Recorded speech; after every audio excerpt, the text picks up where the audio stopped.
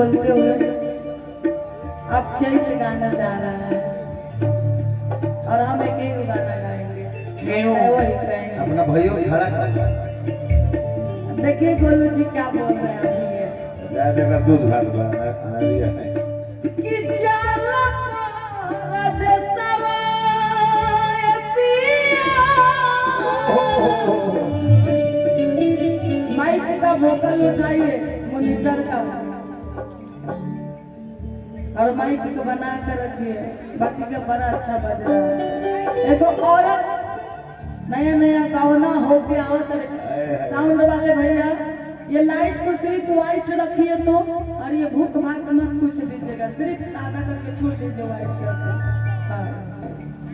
औरत के भाव हो बड़ी सुंदर बताओ तरी अपना राजा जी से अपना सैया जी से, ये हमारे एल्बम पे गाना लोग सुने देखे।